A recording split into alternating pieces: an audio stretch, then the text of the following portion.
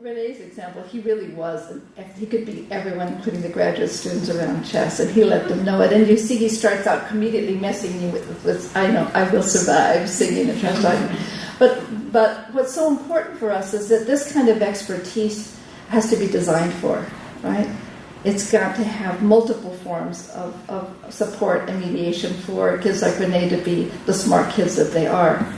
So I use this example to talk about the importance, a notion that is well already grounded in your community, that learning science is just as much about becoming a legitimate member of the community as it is about learning that content, right?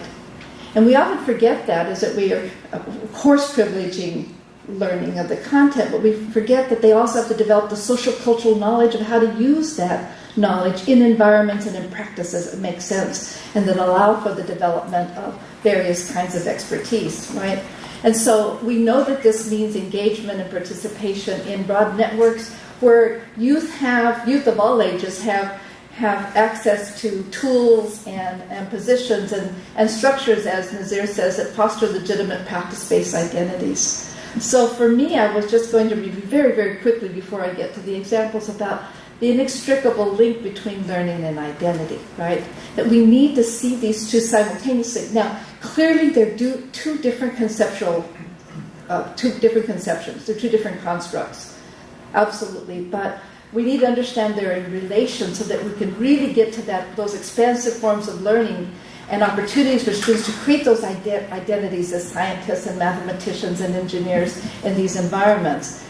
We know that both of these are we have to see them both as individual processes around agency. And this is important to me because from my perspective, I don't give voice to students, but I design environments that provide opportunities for students to develop these agentic selves, to develop these kinds of expertise and forms of sense-making. And while they are individual, they're also social processes, right, mediated by culture and social context and interaction, the kinds of things that you were showing in your clips. So by learning, I think we all agree that learning involves I'm talking about transformative kinds of learning, right, that involve real shifts in our understanding, as well as what Barbara Rogoff would argue, that learning is not just understanding concepts and deepening our understandings, but also involves the changing nature of our participation in those very tasks that are privileged in our community.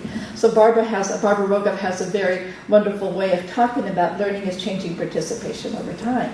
So as researchers, we could actually look at the trajectories of students and how they do shift in the ways that they not only understand concepts, but their activities around those concepts. How are they? There should be some synergy, some parallel between how as my understanding is deepening, so should be the practices and the ways I think about participating in those practices.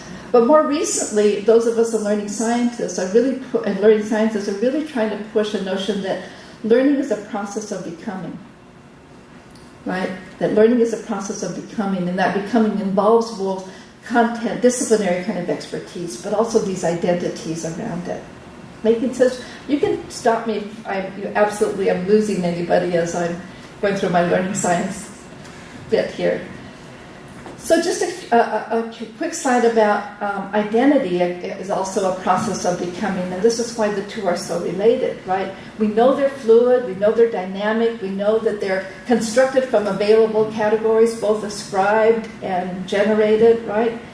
And that particular settings, here's my interest right here at the bottom, that particular settings recruit identities. Right? So the central question for me when I'm looking and studying different environments is what identities are made available in particular learning environments, right? Right? And also as researchers, I've written a lot about this, is that as researchers we also are reinventing the identities of the very teachers and students with whom we are studying, right? So these are things that I think we have to attend to both especially as researchers around identity. So again, the big question for me is what kinds of identities are recruited in learning environments that we populate and design. And so some of the things that orient my work, I want to go through very quickly to say, here's some of the things that I think about. And one of the first ones is what do we do with this messy concept called culture, right?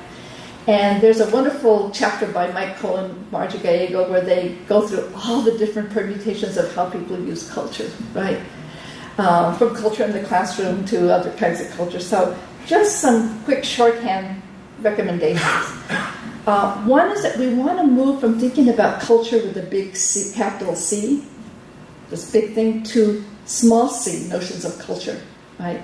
So if we start to think about culture as a verb and not a noun, it will move us from thinking about culture as something that people of particular cultural communities have, right? So it'll move us away from conflating race and ethnicity with culture. And it'll also move us to think about not just ascribed identities, oh, so-and-so is from a particular cultural community, therefore, right? Those kinds of essentializing moves to help us think about culture is what people do. And so if we start to think about culture as a verb, then it necessarily focuses to capture people's practices, right?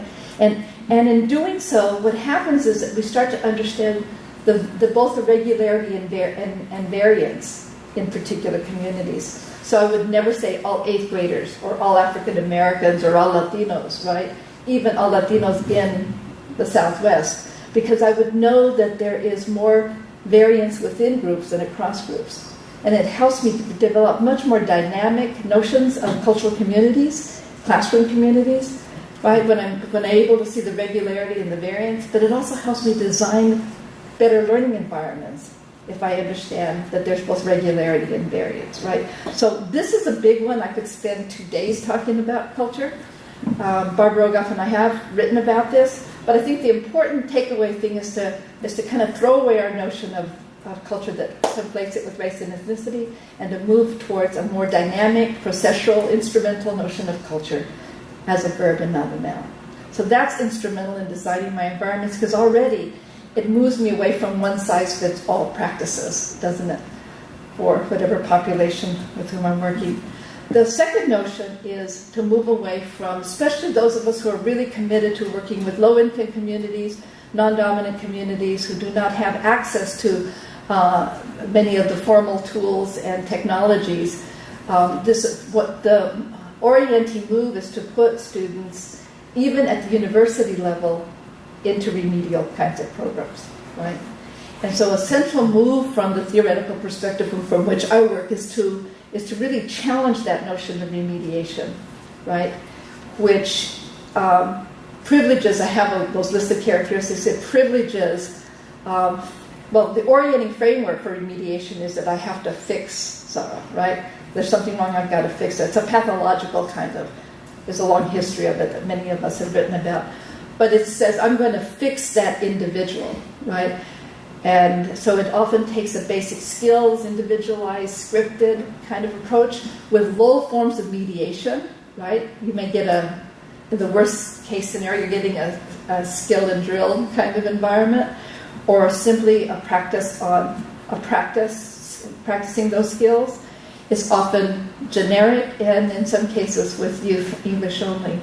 So the notion of remediation that I want to take you to is really about not fixing the individual, but rather oriented by the question, how can I change the functional system? How can I change the learning environment so that all people can be smart? So it focuses on the designed environment, the available tools, the division of labor, the tasks, etc., redesigning those rather than just the individual. And this is really important to me. I've done a lot of research on coaching and how to come in and intervene in classrooms. And the orienting framework tends to be next step assistance. So a teacher will say, I can't teach X, or I can't get my students to do Y. And so one of us experts will come in and will say, here's how you fix X and Y. And that's next step assistance because it may temporarily address that condition, but it doesn't change the underlying structure of the classroom. So that even after I was studying coaches in this one district for 2 years, and there was no significant transformation in the way teachers were teaching because of that next step assistance model, right? Does that make sense? So next step assistance doesn't get to transformation, and that seems to be the orienting framework in interventions right now in reform, right? I'll come in and help you do this. Those coaches that we did study that had transformative understanding, again, had a kind of proleptic view. They worked with the teachers to say, what kind of classroom are you imagining? What kind of learning are you imagining do you want? Having a real view of that, and then figuring out, well, how do we have to reorganize so we can get there? Right? So there was a real difference in those really effective coaches that I saw in science and mathematics and literacy classrooms. That's an aside, but relevant, I think. So the notion of mediation says, I'm not going to just focus on skill and individual. I'm going to change the environment so that students are immersed in the very practices I want them to become experts in, right? So remedial instruction never puts the students in the real value practice. It puts them in other secondary, less valued practice. And then we wonder why they cannot perform then in the valued activity. They're getting socialized to a very different set of norms, right?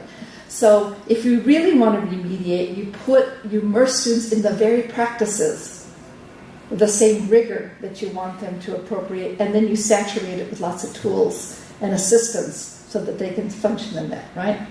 So I want to give you one college university example that I started many years ago when I was even a student at University of Colorado, and that I was part of I ran the programs for the severely labeled, remedial, at risk, etc. And so these were all university students. And what we found is that there were 4 or 5 classes in mathematics that were remedial before someone could take college algebra.